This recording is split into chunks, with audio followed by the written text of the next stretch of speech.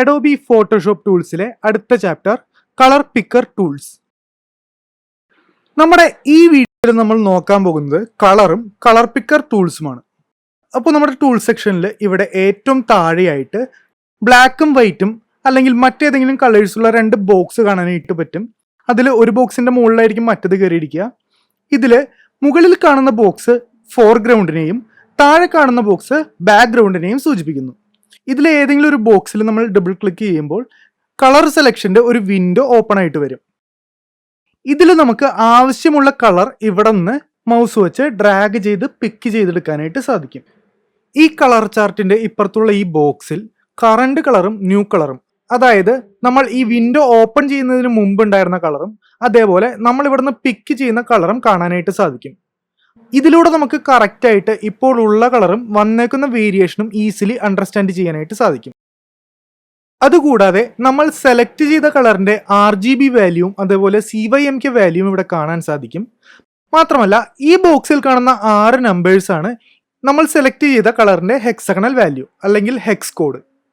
0 തുടങ്ങി F വരെയുള്ള 16 letters ഉപയോഗിച്ച് കളറിനെ റെപ്രസെന്റ് ചെയ്യുന്ന ഹെക്സ് വാല്യൂയിൽ ആദ്യത്തെ 2 നമ്പർ റെഡിനെയും രണ്ടാമത്തെ 2 നമ്പർ ഗ്രീനിനെയും മൂന്നാമത്തെ 2 നമ്പർ ബ്ലൂവിനെയും റെപ്രസെന്റ് ചെയ്യുന്നു. അതായത് നമുക്ക് റെഡ് കളർ കിട്ടണമെന്നുണ്ടെങ്കിൽ FF0000 എന്ന വാല്യൂ ആണ് കൊടുക്കേണ്ടത്. അതേസമയം ബ്ലൂ ആണ് വേണ്ടതെങ്കിൽ 0000FF എന്നുള്ള വാല്യൂ ആണ് കൊടുക്കേണ്ടത്. 6 ലെറ്റേഴ്സും F കൊടുത്തു കഴിഞ്ഞു കഴിഞ്ഞാൽ വൈറ്റും അതേപോലെ തന്നെ 6 ലെറ്റേഴ്സും 0 കൊടുത്തു കഴിഞ്ഞാൽ ബ്ലാക്കുമാണ് കിട്ടുക. നമ്മൾക്ക് ഒരു കളർ എവിടെ നിന്നെങ്കിലും കോപ്പി ചെയ്തെടുക്കണമെന്നുണ്ടെങ്കിൽ അതിൻ്റെ ഹെക്സ് കോഡാണ് നമ്മൾ യൂസ് ചെയ്യുന്നത്. നമുക്ക് ആവശ്യമുള്ള ഹെക്സ് കോഡ് കോപ്പി ചെയ്ത് ഇവിടെ വന്ന് പേസ്റ്റ് ചെയ്യുകയാണെന്നുണ്ടെങ്കിൽ ആ പേസ്റ്റ് ചെയ്യുന്ന കോഡ് റെപ്രസെന്റ് ചെയ്യുന്ന കളർ ഇവിടെ സെലക്ട് ആവും. നമുക്ക് തൽക്കാലം ഒരു റെഡ് കളർ ഫോർഗ്രൗണ്ട് ആയിട്ട് സെലക്ട് ചെയ്യാം. ഓക്കെ കൊടുക്കുക. ഇപ്പോൾ കണ്ടോ, ആ റെഡ് കളർ ഇവിടെ ബ്ലാക്കിനെ റീപ്ലേസ് ചെയ്തു. ഇനി നമുക്ക് അതേപോലെ തന്നെ ബാക്ക്ഗ്രൗണ്ട് കളർ ചേഞ്ച് ചെയ്ത് ഒരു ബ്ലൂ കളർ കൊടുക്കാം. ഓക്കെ, അപ്പോൾ നമ്മൾ കറന്റ്ലി യൂസ് ചെയ്യുന്ന ഫോർഗ്രൗണ്ട് കളറും ബാക്ക്ഗ്രൗണ്ട് കളറും ഏതാണെന്നുള്ളത് ഇവിടെ കാണാനായിട്ട് സാധിക്കും. ഇനി ഇൻ കേസ് നമുക്ക് ഫോർഗ്രൗണ്ട് കളറും ബാക്ക്ഗ്രൗണ്ട് കളറും അങ്ങോട്ടും ഇങ്ങോട്ടും മാറ്റണം എന്ന് വിചാരിക്കുക. അതിന് വേണ്ടിയിട്ട് ഇതിൻ്റെ മുകളിൽ കാണുന്ന ഈ ഐക്കണിൽ ക്ലിക്ക് ചെയ്യുക.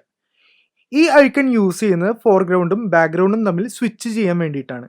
അതിൻ്റെ തൊട്ടിപ്പുറത്തുള്ള ബ്ലാക്കും വൈറ്റും കളറുള്ള ഐക്കൺ നമ്മൾ സെലക്ട് ചെയ്ത കളേഴ്സിനെ റീപ്ലേസ് ചെയ്തിട്ട് ഡീഫോൾട്ട് കളറായിട്ടുള്ള ബ്ലാക്ക് ഫോർഗ്രൗണ്ടും അതേപോലെ വൈറ്റ് ബാക്ക്ഗ്രൗണ്ടും കൊടുക്കാനായിട്ടാണ് ഉപയോഗിക്കുന്നത്.